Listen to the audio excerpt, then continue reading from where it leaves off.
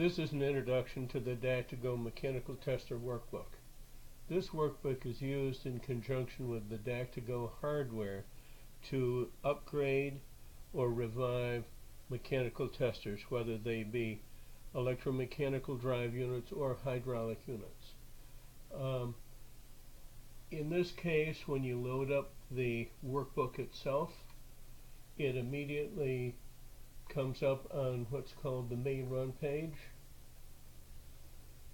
This particular page is divided into several functions, and it's the user interface for primarily interaction with the instrument.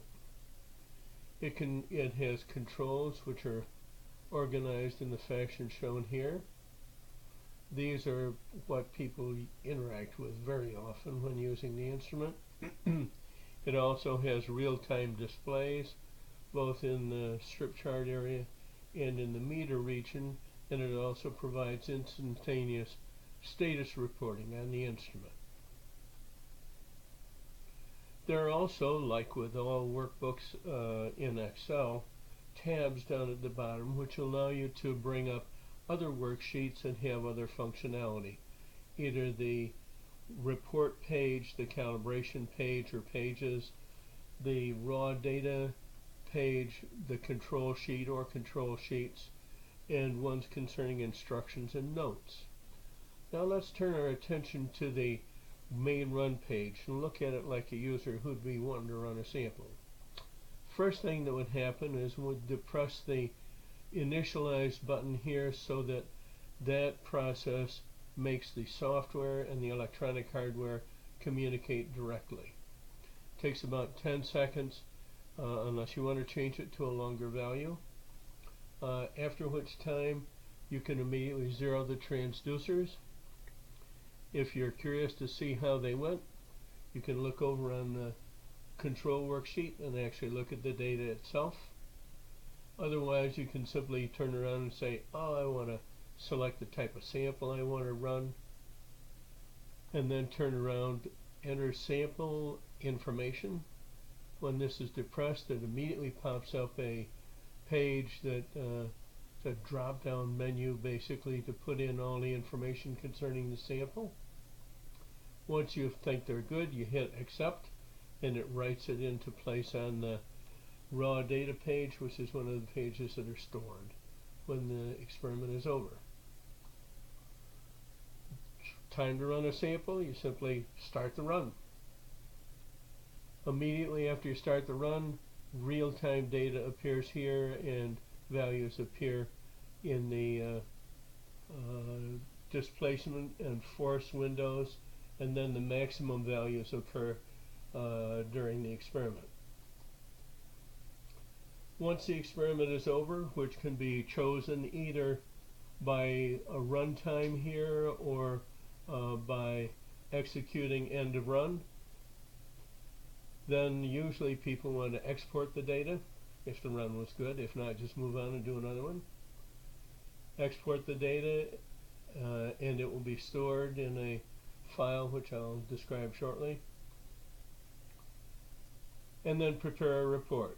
When a user presses this button, immediately comes up the report page that shows the data, and there's an automatic choice of baseline setting which the user can change if they so desire, and all of the relevant parameters to the kind of test are calculated right here. Then one can simply press print report and it will print the report. Now let's turn our attention to the other tabs, because these are located down below and it let you look at all the other pages. The raw data page, to which I alluded, looks like this. It has the raw data in it, and it can have either just force and distance, or it can also have an extensiometer in here. And so it has all the raw data that's taken, plus the sample information, plus test information including the user, and then it tells you the software that was used, the exact version, and then it gives you the file folder in which the data is located when it's stored. If we now move over to the Calibrate tab, that one lets you, depending on the kind of instrument, calibrate it. So there are calibration tools that a calibration service technician would use. One can, however, introduce calibration parameters oneself into the system. If this is not desired or not a desired feature, this tab can be removed or hidden. There's also a control worksheet, and in this are all the parameters associated with control, and they vary depending on whether it's a hydraulic instrument with or without control, or a mechanical instrument with or without feedback control. The DAQ2GO can readily serve as a servo feedback device, so there's no need for a servo amplifier. It serves that function. Within the workbook are also two important pages, one of which is called instructions, and that has how to make all of the connections if you're just putting it up, and it also gives you instructions on how to run the instrument and the like. Then there's an additional notes page, which are user customizable, as the rest of the system is, into which you can put things about the instrument and who ran it and so forth, or its service history, whatever is desired by the user. That completes the main section of an introduction to this very powerful workbook.